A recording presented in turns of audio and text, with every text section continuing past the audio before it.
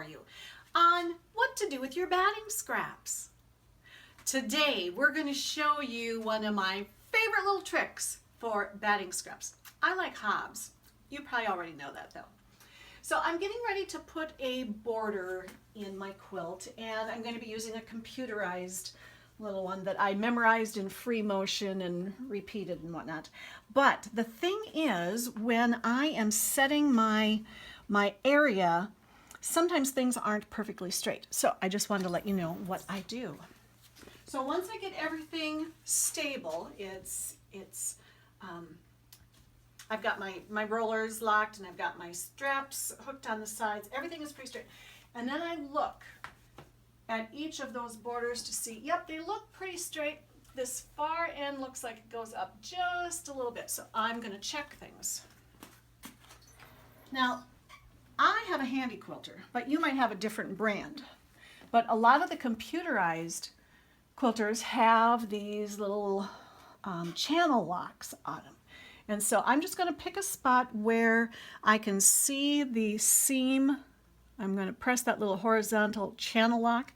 And when I look through the center of my glide foot, I can see both colors of fabric on this.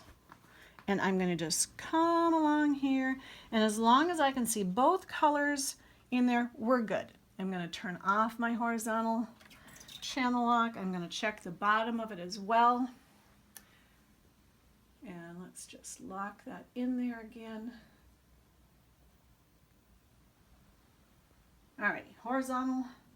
And I'm going to come along here, and as long as I can see both colors the whole way, that is straight enough. So that one is good. Let's turn off that channel lock. And now I'm going to check over on this half. And this is where I thought it was maybe a little wonky.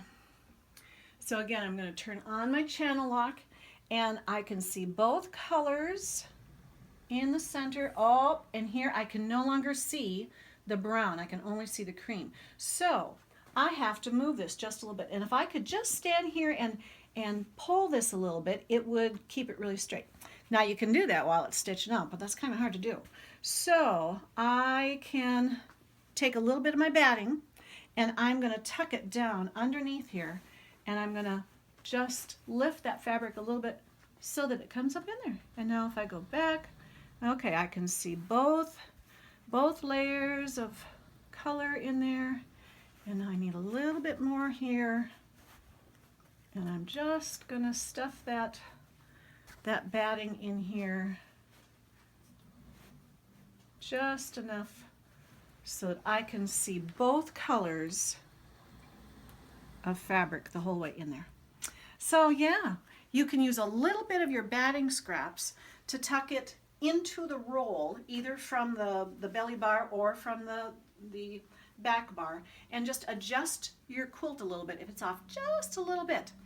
There are other ways you can do it too that are more computerized. You can skew it, you can rotate it, you can do things with the computer. But if you just want to do it free motion style, a little bit more of a hands-on thing, oftentimes just a little bit of batting can straighten that out, and then you don't have to mess with your design on the computer. So there you go, another good helpful hint on what to do with your batting scraps from Paola Jo at SederQuilts.